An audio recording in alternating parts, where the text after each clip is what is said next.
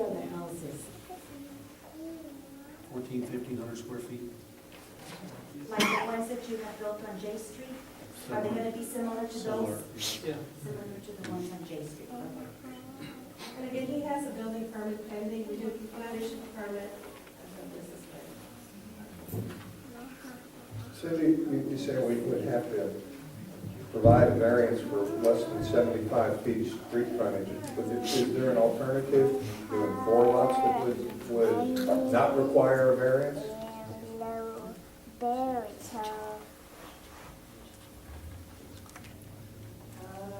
You would have to come back. If he has 3 lots in the frontage, and if you add these up, Are they cut up in just regular I lots? bought these lots, and they were in survey. This is the way I bought them as lots. I did not cut them up. They were on survey in the back of the lots. I bought them. What's your recommendation, Mr. Rosenberg?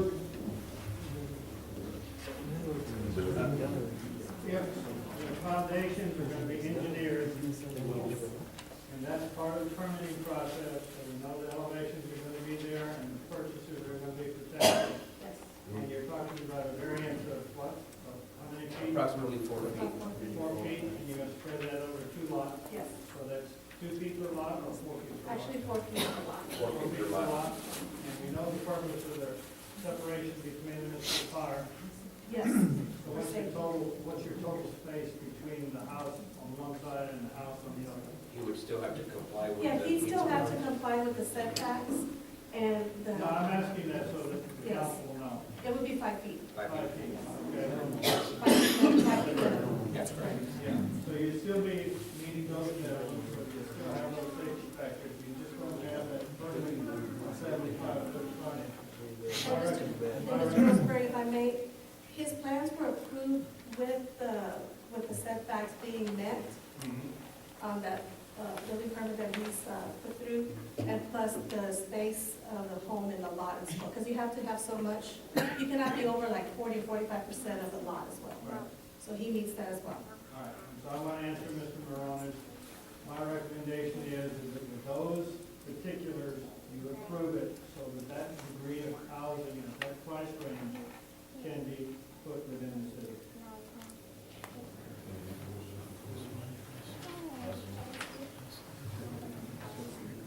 And with those details to be reflected on the plat.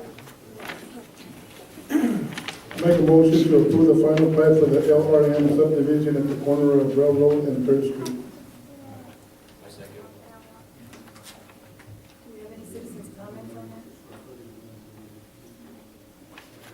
Okay, all in favor? Aye. 5-0, motion carries. Thank you. So now we're going to go on to item 3I, which is consideration and action to approve a variance for ordinance 130.05, discharge of firearms or fireworks, River Bend. I have Lee Ritz here. He's from the Riverbend Golf Community. And then what they're proposing to do, we do have an ordinance that prohibits any firearms or fireworks discharged in the city. What they're proposing to do is put up a fireworks show on the New Year's Eve at the Riverbend, where the new restaurant is at, News Place. And I'm gonna let him explain to you all the specifics on that. Good evening, Mayor, Council. We would like to do a small 15-minute fireworks show, January 1st at 12 a.m. For the patrons at Lou's Patio and Grill, and then basically any citizen within a mile. I've got a detailed list of safety measures that we're taking, and pending approval with the fire chief to hone in what we need to do and whatever needs to make this happen. Did you say you did talk to the fire chief? No, I have not personally. I just was waiting on. Staff did, though, we did meet with Lorenzo, and he saw the plan. All that his concern was that it would be in the center island, surrounded by the water as a green area, and he said he was fine with it. He was gonna try to make it, but was unable. And if there's a burn ban in effect, Is there one? I mean, that's gonna be, probably determine whether it's a good thing or not. I mean, if there's a burn ban in effect, I mean, Riverbend's surrounded by a bunch of brush, you know, as of right now, probably isn't a burn ban, but in July, the beginning of July. Oh, January. We haven't had any rain.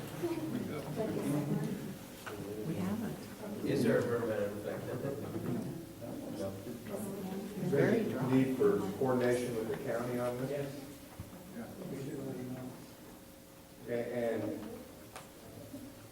get their concurrence or simply tell them we're doing this? Tell them. Right.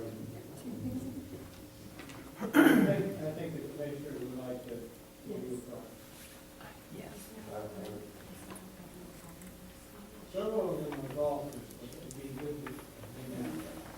Agreed.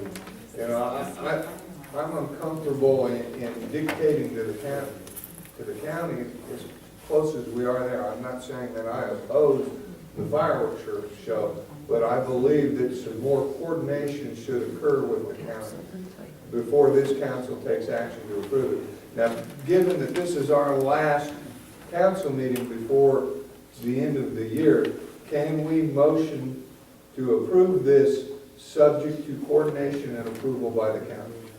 How about subject to coordination, because I'm not sure they have a night meeting either. If they have the fire chief over there, and I think we should make subject to coordination. Who's gonna be in charge of the coordination? They are, or we will? I think the city manager is perfectly capable of doing that. Since we also talked to one of our commissioners, the mayor has, and moved to greatly intensify our coordination with them.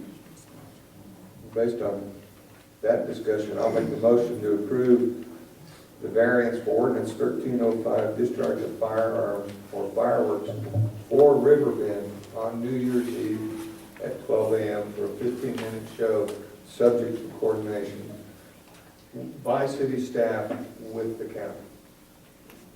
Do I have a second? Second. Okay, I have a motion, Councilman Miller, second by Councilman Morales. All in favor? Motion carries 5-0, sorry. Now we're going to go on to item 3J, consideration and action to approve second reading of Council Directive Number 3. Mr. Miller? This is more Lou's issue. We talked about this, Counselor, and have we gotten a revised version yet? The copy I have didn't have the changes we discussed.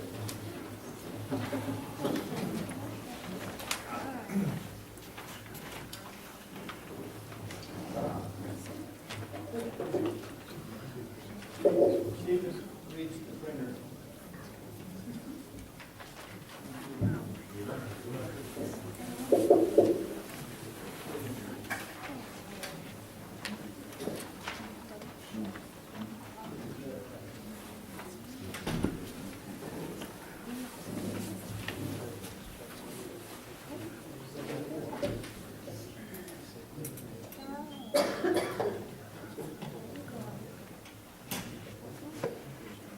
This has the changes that we discussed in the original motion. What do we need to do? Simply read it, or? Read the caption, please. In a show of respect for the great nation and the state of which the city of Floresville is proud to be a part, it is the city council's desire that each meeting of any and all city agencies, organizations, committees, workshops, and functions begin with the United States Pledge of Allegiance, followed by the Texas Pledge of Allegiance. Motion to approve the second reading of the City of Floresville City Council Directive Number 3. second? A second. Okay, motion made by Councilman Miller, second by Councilman Guerrero. All in favor? Aye. Motion carries 5-0. Okay, now let's go on to item 3K. Consideration and action to approve second reading of council directive number 4. This one has a hole in it.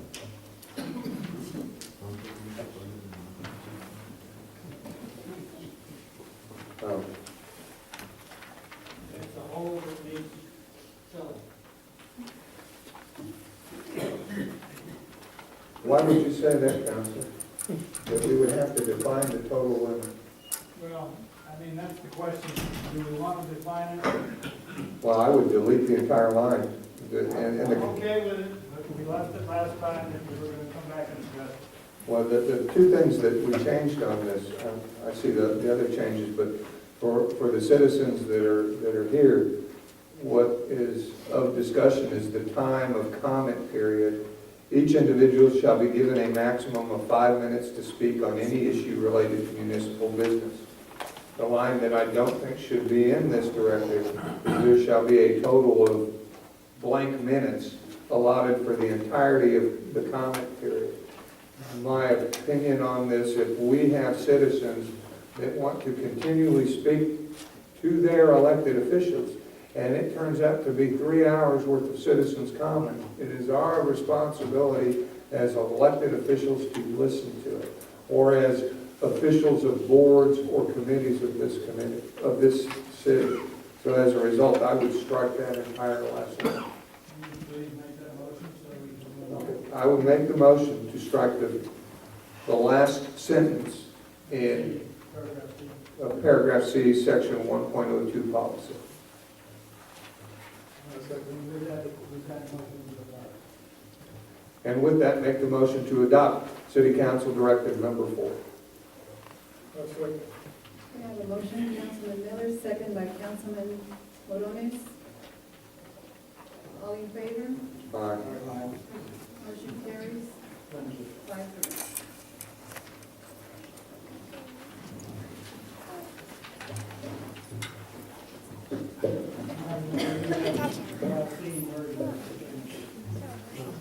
Do I sign that one, that lining it out? Or do you have to do it?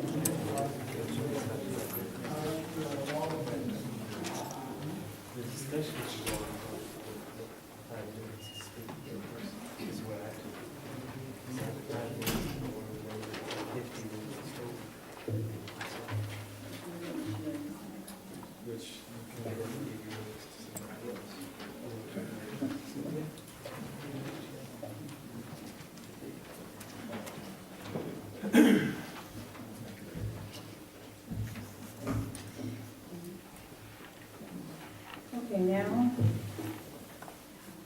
we're going to go into discussion, item number 4. A, sports field enhancements complex. Ms. Castillo? I believe that Councilman Gomez spoke to that already and in support of the sports fields enhancement and based on the activity that we had here earlier in a while. Something that's really necessary. Okay. Then we're going to go on to 4B, school zone right, 2400 block B, street, middle school. Ms. Castillo? On that one, the only thing he wanted to mention is that he has gotten calls from citizens regarding needing a flashing light in front of that, by that middle school because the 20-minute zone is sometimes overlooked as far as not, obey the signs. And so perhaps a flashing light or something to that effect. Councilman Castillo, I understand that the flashing lights that were on the business loop in front of now courthouse annex that TechStop has removed and donated to the city. And that is something certainly city staff can look at installing in front of the middle school. And eliminating these things. That is correct. The issue is that we are working with a local electric contractor to see how much it's going to cost us to run the electricity to to the site where those lights would need to be. Okay, we'll go on to item 5, city manager's report first. Got a question back here. I am sorry. Since we're on this school zone light, you know, my concern, I know it's on B Street, but my concern, I live out on Highway 97 East, which is Standish, okay? And we have a sidewalk, we have kids, we have subdivisions to the right, left of us, the schools to the right of us, and we have sidewalks all the way up to the entrance of South Elementary, okay? Farther than that, past Ace Fuller's and that, we don't have a sidewalk, okay? We have a lot of kids that walk, and now with the traffic that we have on these oil fields and all stuff, like we have trucks, I mean, everything coming through there. The other day, in fact, it was foggy, and we got one little girl there that's on a wheelchair. There's no sidewalk. She has to travel on her wheelchair on the highway itself. That's very unsafe as far as I look at it. I know we're talking about lights and this. I think this is more important to me to see if the city could build sidewalks for this kid to walk on or motorize her wheelchair instead of doing it on the highway, you know. I was looking at this, but I think, to me, this is, the safety of the kids at school that have to walk every day to school. Yes, they walk on the grass, but when it's raining and wet, they walk on the highway. Speed limit there, okay, it's 45. Now, this is a school zone area, okay, 45. Drivers that come by there, all these rigs, they are not doing 45. I think the speed limit should be brought down. It's a school zone, like I say, and it's at 30 during the school hour. Still, I think 30 is still too high, I agree with you, Mr. Ortiz, because the speed limit jumps up from 45 to 55, I believe, in that little area before Right. you even get out of the city limit. Right, yeah.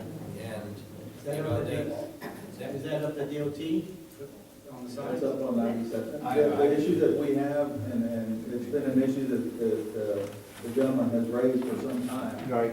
We have relayed that information to the highway department.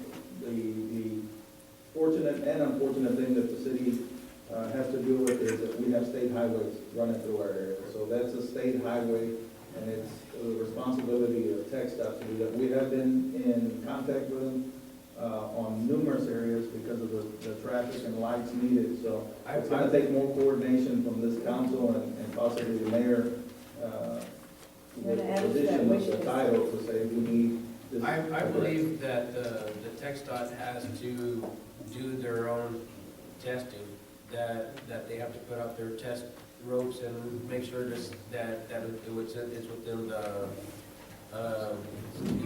bounds of the traffic going through there.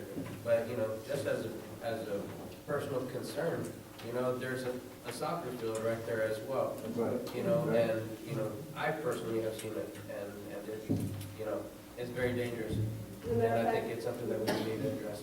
See, I can understand when they fixed that highway at 97, Standards, when they fixed it up and they brought it up and all that, they had built a sidewalk from there, from the old highway department all the way down.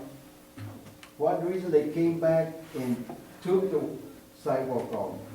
They demolished the sidewalk again and left without a sidewalk, Regarding But that's, my main concern is, the students from the school, they have to walk on the highway, and that poor little girl on a wheelchair, on foggy mornings, I mean, that is not, that's not right, it's not right. Can I recommend that we get somebody from TxDOT that can answer some of these specific questions of how these things are accomplished, speed limit reduction, sidewalks, et cetera, at the first city council meeting in January? We will talk to Tim Lobach. He has been at other city council meetings where he's explained, the process of that. And one of the issues that we continue to raise is sending notification but it takes more clout, more positions, more titles of mayor and council to do that. But we will send in a request or call Tim Wolak to be here. And when you do that, Mr. Johnson, would you ask them to also update us on the tech stop projects in the city of Floresville? Yes, sir. Mr. Jocelyn, if you recall, we met with them, and they were going to do a study in that specific area Mr. Ortiz has mentioned. So do you recall if they ever got back with us? No, they have not. We worked on several areas in town. We know for sure that the response that we got was for a light at 97 and 181 that was approved, but funding is the issue still. So that's one project that they're moving, but we have addressed and voiced our concern about the 97 in the school and the increase, but we will make sure that we have it.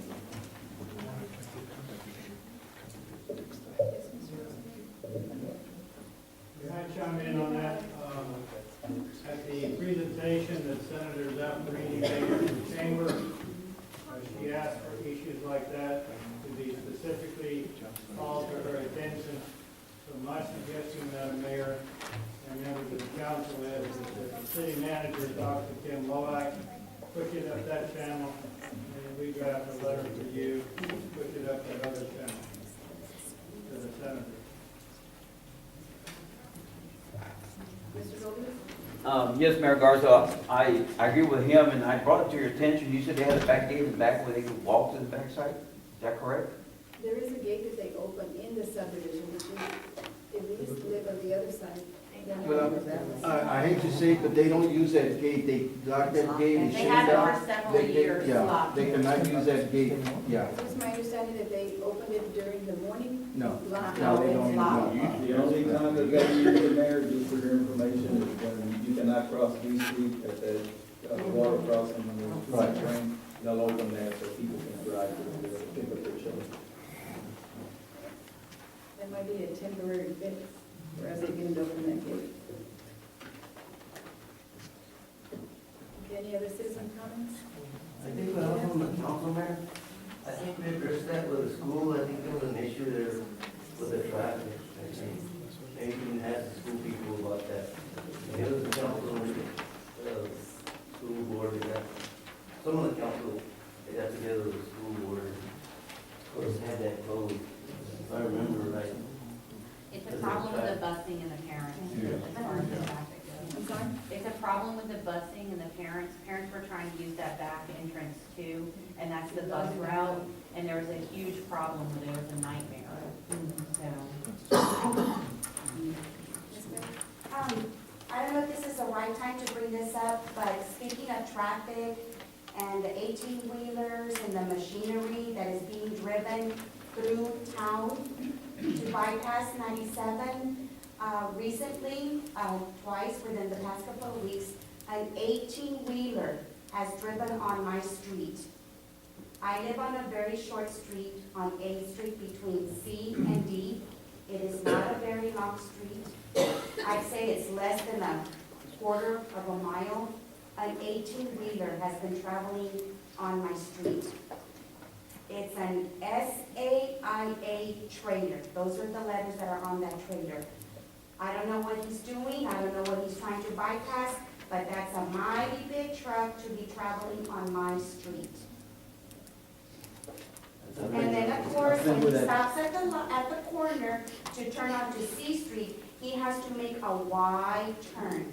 And this is in the afternoon, after 2:30, when some of the school buses are already traveling through town. And to me, that's an accident waiting to happen. So I'm wondering if maybe consideration could be taken for a city ordinance to avoid 18-wheelers from traveling through city residential streets. I think what happens is whenever they Google or they do a map tracker on it, on the, how to get on to 97, it actually takes you through the city. Okay, It actually breaks. but through my street on 8th Street, That's- on such a short that's street, pretty- you would see That's pretty it. far fetched too. Yes, and then I'm sorry, sir. The street is not that wide. It takes up the whole street. The first time I saw him trying to turn from 8th to C, I had to stop in front of Mr. Tejada's house on the street in order for him to be able to make that wide turn. Okay. Be careful with the Tejada too. He's my neighbor, even though we're not on the same street, but I literally have to stop in order for that truck to make that big wide turn. So I don't understand what business he had traveling in my street. Was it a one-time or is This is twice in 2 weeks. it the same truck? This same truck, SAIA are the letters on the trailer. That's a delivery truck. Saya. Yes, I am. And they deliver to the, Ditson. It's a motor freight, it's a freight company. And it's not, doesn't have anything to do with the oil. No. It's a motor freight company, Saya. But that's too big of a truck to be driving down. They're LTL trucks. That's what they are, LTL To trucks. that small street. Another thing that I would like for y'all to consider is to avoid those oil companies from traveling on 3rd Street, turning onto this street to go down. I have seen several oil company trucks coming down 4th Street this way, turning here and turning up there, just so that they can bypass all of 97 over there. That's a state highway, isn't it? Yeah. State highway. This is state highway? Yeah. Yeah. This is the state highway. This is 181 State Highway. This street right here, Yeah, in front of City Hall, is a Yeah. state highway. yeah. Yeah. Go figure. Business route. Okay, well, let's get some money for them to fix our streets because they're ruining them. Thank you. Mayor, may I say something? Yes. It was brought to my attention also, while I was out helping the people during the election, said on 8th Street, I, let Mr. Johnson know, they have that exercise, The gym? yeah, at the corner. Well, these people were still complaining that the cars are parking on both sides of the street. The street is not wide enough. So when they go through there, they're scared to hit one of those, either side of it. And, I mean, you know, I've already told them I had talked to Jocelyn that they were gonna take care of that problem. But they're still calling me on that. And they got the HEB trucks going through that little street. So, you know, I don't know what to tell them, but I don't think the HEB stores should be driving their big trucks through there. It's not that wide of a street, and, there's a lot of brush at the corner. Ms. Danita, I don't know whether she wants those trees cut, but they're on city property. Based on your recommendation, Counselor, as far as getting in touch with Senator Zaffarini, maybe we can talk the senator into coming down here and seeing our streets for herself and maybe opening her up to some of the comments of the citizens to help motivate her to the needs. Certainly, TxDOT is doing well these days based upon the oil-filled traffic on our roads. Maybe we could motivate them to help address some of the safety concerns we have in our town.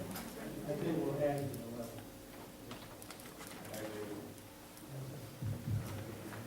Do we want to put that on the table right now?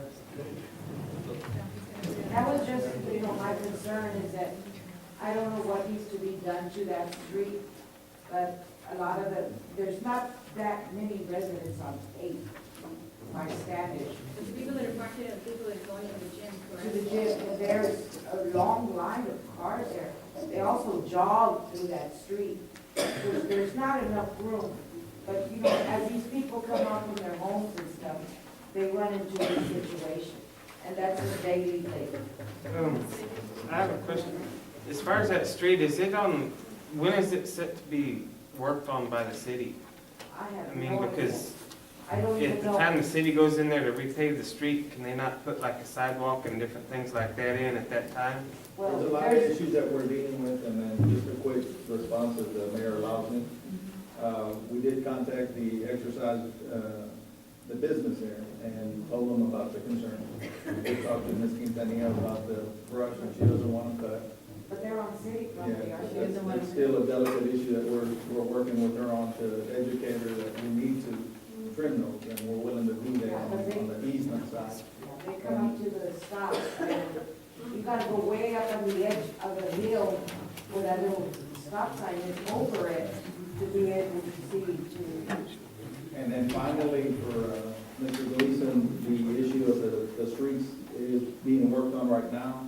That's a project that the council has tasked the city manager with. The one thing that we do have is that it's a narrow street and that we have no easements, hardly any easements. So y'all put can't- sidewalks. Why do you- There's one easement right where the Vinazes live, Mhm. right as soon as you pass it, there's an easement there. The people that complain are people that have lived there for many years, and they've always complained about this. It's just nothing has ever been done. You know, you can go drive by there, you see a lot of dirt on the edges of the highway, which maybe it needs to be cleaned up. I don't know. I don't know what's going on, you know, because, you know, I've known these people for Tell several them to years. call Andy Jocelyn. She's You know, continue to work on it. we will look into it and see what we can do. And that's Cindy also. Okay, now let's go on to city manager's report. Mayor, would you like for me to address the council here or at the podium? Will the A is update on holiday extravaganza event cancellation. The mic man.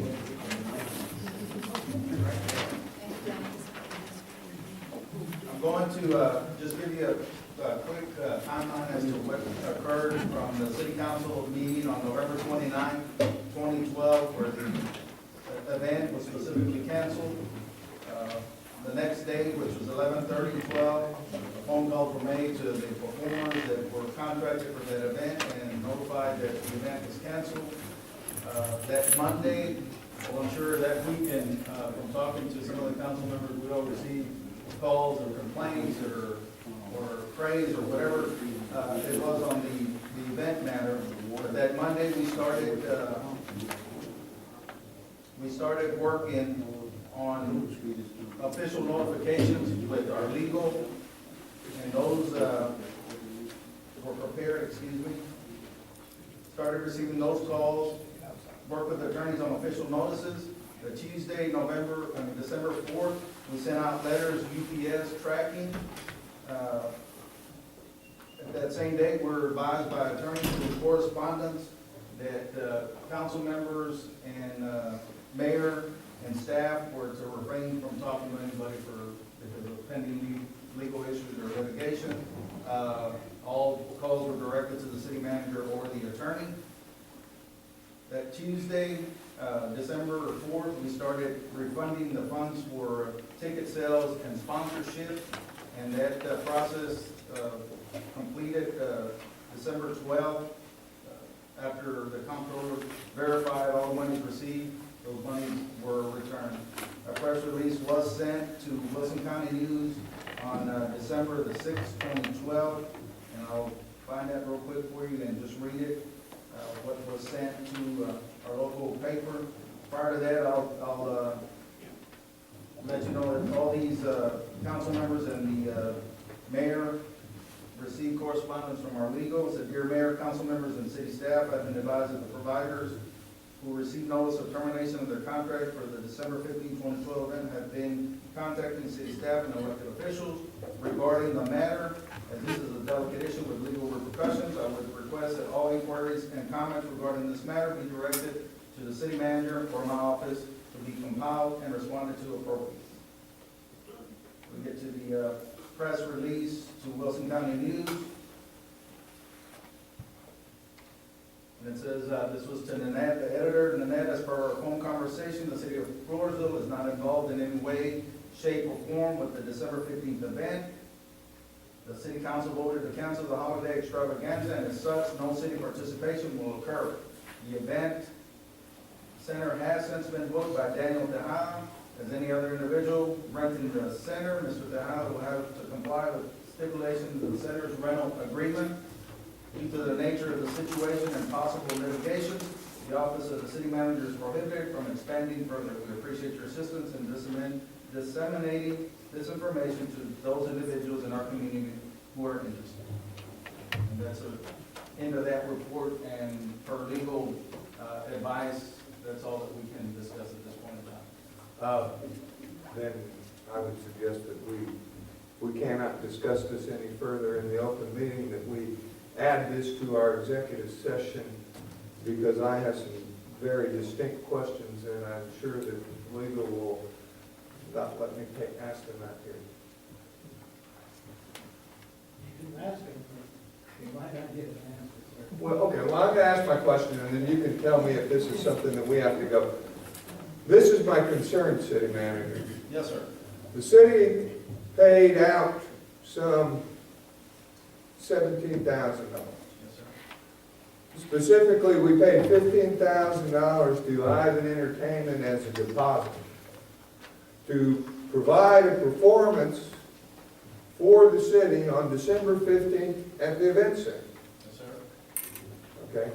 Well, Eisen Entertainment is going to provide that performance on December 15th at the event center Yes, sir. for a different client. Are we getting our $15,000 back?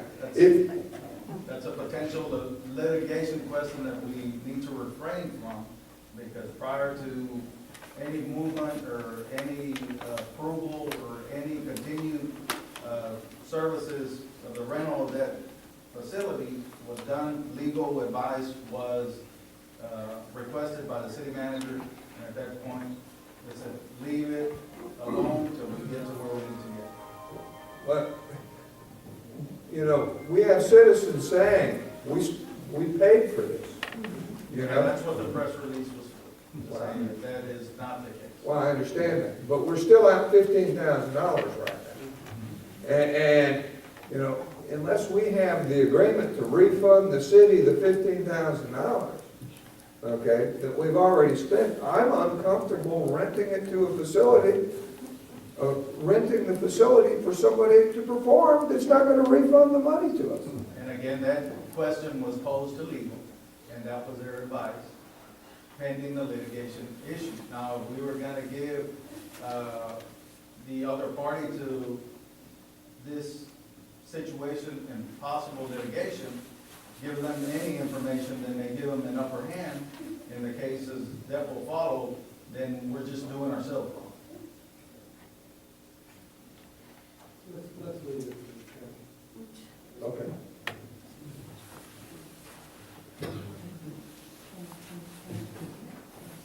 You want me to continue?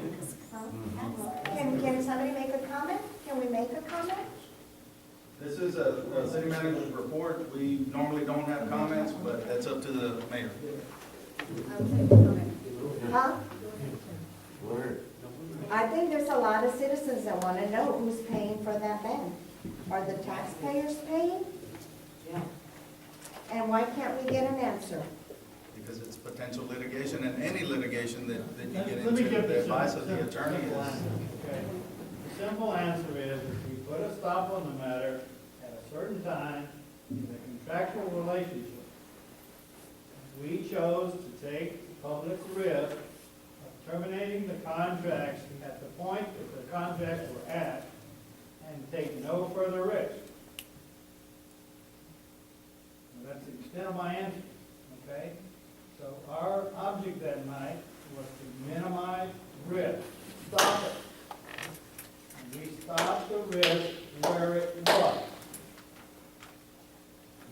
The council didn't instruct me to go litigate with the people to secure the deposits back. And that's the part I don't want to discuss further, because we're not at that point unless that's your instruction. Did you ask the council that information? Question, did you tell the council, can I do what I have to do to get the money back? You've been advisor, you've been counsel, did you do that? I think this issue is going to go into executive session because of advice of attorney, and when we come out of executive session, if action is required, we will make that action in a public forum. And I think that's the safest way to address that. But we will seek the answers and the advice of counsel when in executive session, and we have an executive session scheduled.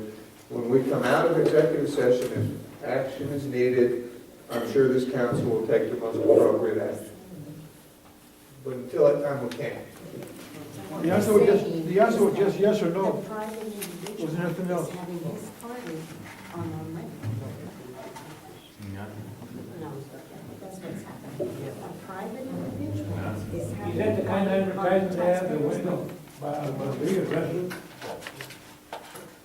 I thought some advertisement with the musicians that were playing that. It's a sign there that they're gonna play on Christmas. On 15? Yes. Los tres amigos de ella. Believe me, folks, we will ask the questions directly of the city attorney in executive session. We will get the answers, but it's his advice now not to do that in the open forum and use the provisions of the state law that say advice from counsel can be given in executive session. All action taken by this council regarding that event or any other actions will be done in public. I assure you that. But the questions haven't stopped here. Your questions come to us, and we will address those questions in executive session and take the appropriate action after. Mr. Jocelyn, I have a question. Yes, ma'am. How much more would it have cost the city to move forward with this event, other than the $15,000 deposit we'd already put down? There was several other expenses. I don't have that with You don't have that number? I'm gonna say we go on and say we'll discuss that in executive session. We'll come back and discuss what we decide. Let me make a comment here now. This is simply a city manager's report, not a CNA item. Can you do what you're suggesting? We'll just discuss it in executive. Have an action coming out of the executive. We may not be able to. We won't know till we're in. Go ahead. Okay. 4A, 4B, and P and Z, reports of 4A board meeting Monday, December 10th, 2012. President Bill Gleason, Secretary Treasurer Melissa Topham, board members Deborah Connolly and Paige Pullen, attorneys Melissa Killen, Rob Killen, City Manager Andy Josman, Comptroller Laura Fagans, Event Center staff Gloria Martinez attended the meeting. The agenda was posted properly. Following the council's directive, call meeting to order in location, established a quorum, U.S. pledge and Texas pledge, citizens comment on the new business. Bill Gleason was the sponsor, introduction of new appointees and 4A Corporation Board. The attorneys went over overview and role of responsibilities of the 4A Corporation Board, overview and role of responsibilities of the city of Floresville. I was listed with the attorneys on overview of potential future roles and responsibilities of the city of Floresville and the 4A Corporation. Reports, the financial update was done by the comptroller in regards to the sales tax collected and debt service payments made. The same night, the FEDC board met Monday, December 10th, 2012. During that, they had an election of officers. That night, David Strozer was named president, Andy Eubanks, vice president, Mary Helen Deacon, secretary, Jason Talley, treasurer, board members, Brand Ramirez, Mike Perry, Ray Lambert, and attorney Dominic Carvajal, and executive director Colonel Jesse Perez. I also attended that to the conclusion of the meeting. Established procedures, call the meeting to order, established a quorum, invocation, U.S. Pledge of Allegiance and Texas Pledge, citizens' comments, new business, CNA election of officers, which I just mentioned for the FEDC Board of Directors. 2, overview of FEDC articles of incorporation, FEDC bylaws, Texas Economic Development Law, Texas Open Meetings Law, the Texas Public Information Law, and the FEDC Strategic Plan. The FEDC Attorney Dominic Carvajal will be present to assist with these briefings, overview of FEDC budget for FY13 and all current FEDC projects approved by previous board and council, CNA proposed loan and financing agreements for the sports facility enhancement and expansion project, overview of new projects that will require FEDC board action in the near future. The first one lasted till 8:30, the second one, which is the EDC, lasted till 10:30, and I believe they are posted, or they're gonna post an agenda for this coming Monday. The action that they had, that CNA, what was the result of that action? On which one, sir? The CNA? The CNA proposed loan and financing agreement for the sports facility enhancement and expansion project was tabled. Okay, P&Z, we had, there has been no meeting. Cindy Nichols has done a post for the beginning of the year. We had a question about the new board appointments that the bylaws were approved by the council where it states that there are two-year terms, and how could those two board members be replaced? Well, the answer, Ms. Cindy Nichols found out that Mr. Young and Mr. Jaramillo were both already on their two-year term limit, so those were allowed. And we'll update once they have a meeting, and Cindy's gonna do the same thing as far as the training that they need to get. Plan updates. I spoke with M&S Engineering, and I have been speaking with M&S Engineering about the directives given by the council, and they are working. I hope to have them, or I will have them, at our workshop for our planning meeting phases. They gave us some very good information, and proposals are gonna be put together to let us know more or less what we're looking at in regards to calls for updates. They were the ones that prepared our master plan. Now, the council's directive is a continuation of that, an expansion of that for the capital improvement projects, which will show the cost of certain projects, the timeline, and the funding sources. And it's gonna be a 10-year process, so that's gonna give us time to work out the finances. Our controller was in that meeting with us, and we look forward to bringing that to the council. As far as the street plan, which is another directive given to the city manager, that is being worked on in-house by myself and the street supervisor, Rudy Vasquez. During the initial start of that, we found out that the cost is approximately $70 to $120 per linear foot of the curbs to build the street, not including storm drains and sidewalks. So what does that entail? That entails us going to the suggested street plan that M&S gave us, the actual street names, and now going out there and walking the sites and getting those measurements, putting pen to paper and getting those costs put together. So that's going to be a tedious, lengthy process that will continue forward. But we will give you an update again at the workshop. So M&S is going to be at the workshop to assist us in planning accordingly. We'll have a skeleton of what we're looking for, so we can just fill in blanks as we go, and then we'll continue that way.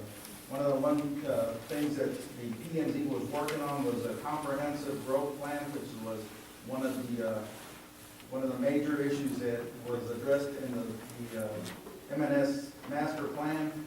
We received a proposal from the firm that the P&Z was working with that they look forward to moving forward on, and the total cost was $14,030. So that'll be a presentation that we'll do at the workshops, and that we'll have to bring back to City Council for approval. Financial updates, revenue, expenditure report. And I know that Councilman Miller has a concern about receiving this information today. City managers' reports are typically just that, reports, at which time the council can take the information and look it over. If they've got any questions, just like Mr. Dickey did, if you have any questions, let us know. Now, if not, then we can sure bring that back, but it'll give you some time. So please allow her to do her presentation to you. That way she can get the feel of how our how our council meetings work, and then what the new council is gonna require of us.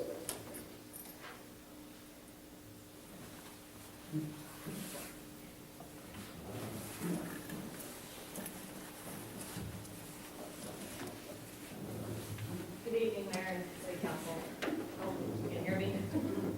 Microphone's not working really well. Can you hear me though? Is it working better? Yeah, that doesn't work yet.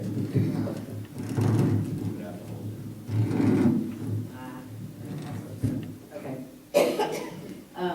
In your packet, you received a memo, and in addition, you received revenue and expenditure reports for all of your funds. And I'm going to briefly kind of go over, you just go to the first page just to explain to you what the reports are, because I know you've probably not seen these. These are straight out of your financial software. These will be, you'll be getting all your reports from this point. Majority will be out of your software. We'll do recaps and other things in Excel.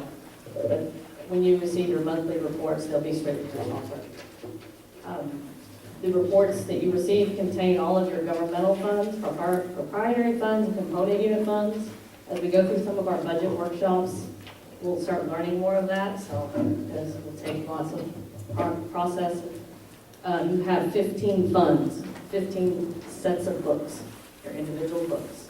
For anyone that might not understand what a fund is, it's a separate set of books. So again, the very first page, I'm just going to go briefly, and the memo kind of also talks about it. The first column, actually at the very very left-hand corner, it shows you the number 221. It says water and sewer fund. All of your funds are 3 digits. So as you go through these pages, at the very top corner, the different funds have a different set of 3 digits. So again, more process of learning through workshops. But as you can see, the very first column, it shows your account numbers, the description for that account number. Second column is your current budget. The third column is your current period, which would be just for that month. So this particular report is for the month of October. That is all the activity that's happened in October. Your fourth column says year-to-date actual. As we progress, that would be each month added together. Right now, we're in October, so there's only 1 month. Those 2 columns are identical. You have total encumbered, which we do not utilize that column. Currently, budget balance is just your current budget less whatever has been spent in total. And then you have a percent year-to-date, which shows you the percentage of what's been spent or collected, depending on which we're looking at. Just to kind of give you a little brief, this week alone, I've been on Encode 3 different times to get these reports to work properly. During your budget process, the gentleman that was here, he used a lot of Excel because there's issues behind the scenes. And it's frustrating. It's hopefully we're working our way out of them. It's behind the scenes. It's not anything. It's programming. It's Cobalt. Yeah, I have nothing to do with that. So that was just this week. Since I've been here in 50-something days, I've been on the phone with Encode a lot. So hopefully as we get these kinks worked out, it certainly makes my job difficult because you think you've got them all and you run another report and you realize there's still something wrong. So anyhow, again, it's just more of a report. So I mean, like I said, if there's questions later on, and as you each month you'll get these, you'll get more experience, you'll understand what we're looking at as we go along. I'm just going to jump on in now, excuse me, to my memo and do some brief recaps. In my memo, I go with the general fund. General fund is the 301 fund, and so they're in your packet. They're several pages in. But the general fund, as of the month of October, you've collected total revenue of $259,492. It's a very small amount. This includes $52,945 in property tax, and also $119,410 in sales tax. In the memo as well, there's a recap for those of you. It's kind of daunting when you look at some of these pages, but the recap, it groups things together. So on the second page of the memo, it shows you your tax revenues, the budget, and year-to-date collected. Again, charges for services, fines, which would be municipal court, parks and recreation, which is the convention center, civic center, and a few other fees. under other revenue. The general fund on expenditures has only spent, we've only, percentage, percent of 5.49. Most of the expenditures, we put a freeze on when we first started the budget. When I first got here, we were already had slowed down on spending for the end of the year, and that continued through the 1st of October. So prior to council putting a freeze on expenditures, we had already done that as the city manager had directed. So right now, most of your expenses that have been paid out are related to personnel costs. And just to kind of, as in my memo, when you start looking at your personnel line items, we're 26 pay period. So with 26 pay periods this month, in October, we have 2 pay periods, so the expenses should be around 7.7 in personnel line items, and all of those are falling within reason. We have a few vacancies, so the field are a little bit smaller.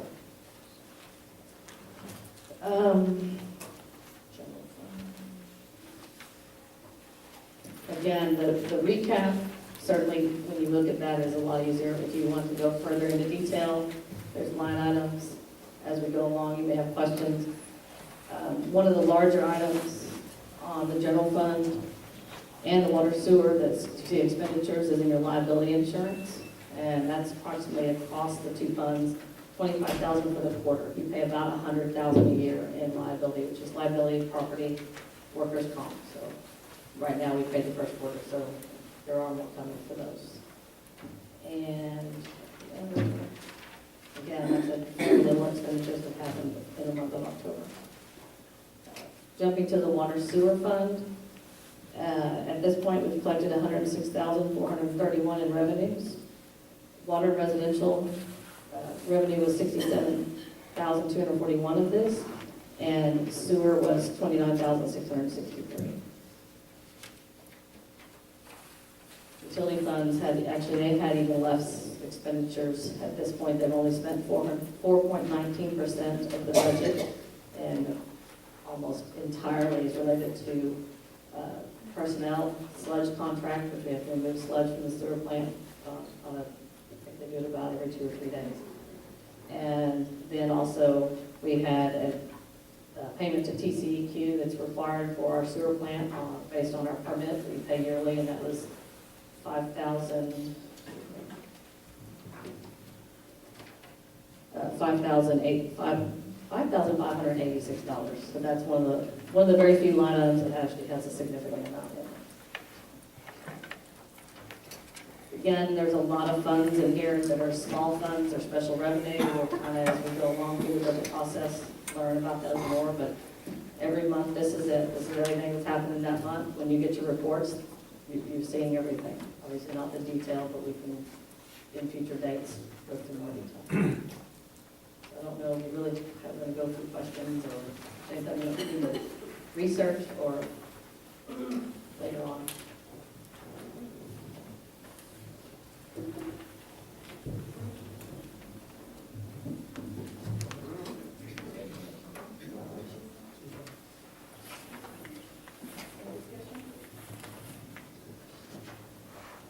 Any citizen comments?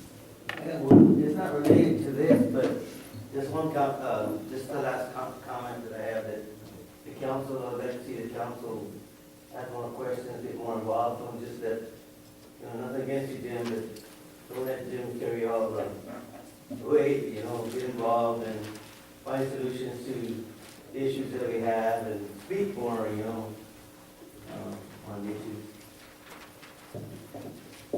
Looking that I encourage the other council members. Yeah, I still have concerns about the city and this thing going on the 15th. Who's collecting for the tickets for this thing going on the 15th? The city or Mr. Tejada? I'm gonna have to do this again, I'm sorry.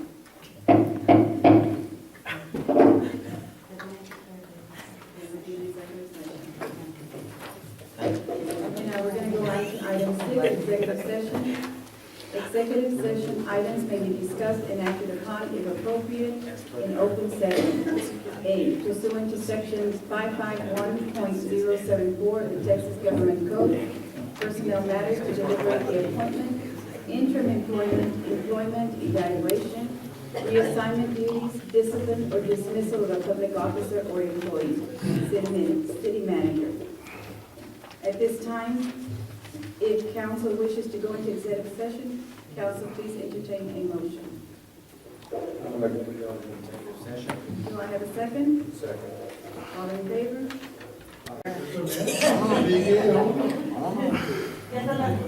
Okay, good, I only got 12 minutes left on the camera. Well. Yeah, se ve.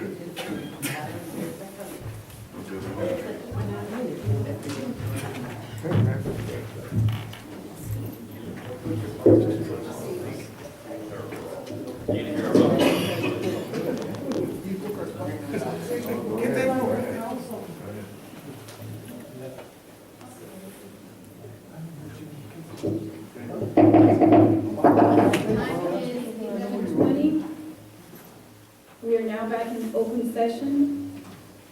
Councilman Hunter, that's you.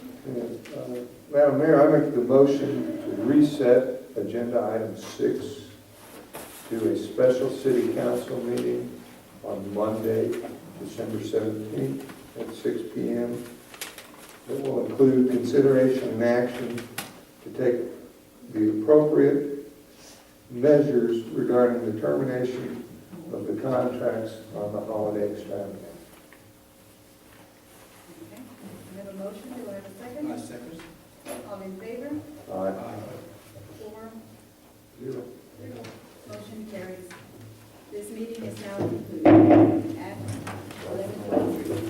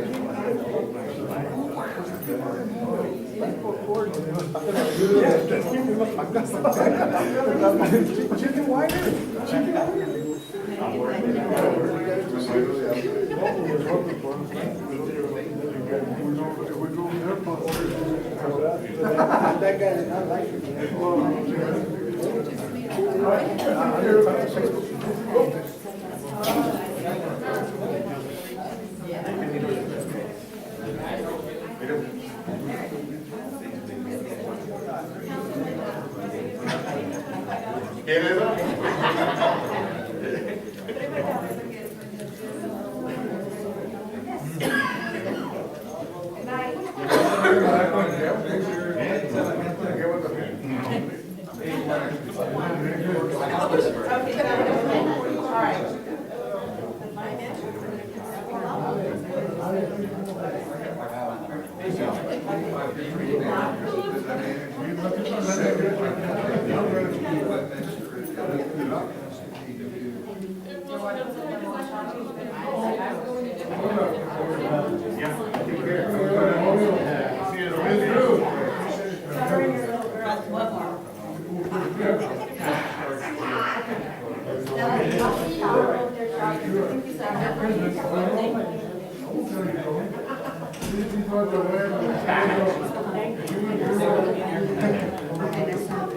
The battery's almost dead, so thank you.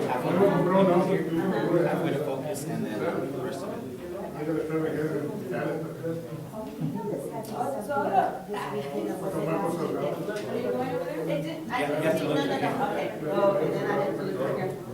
Bueno, good night.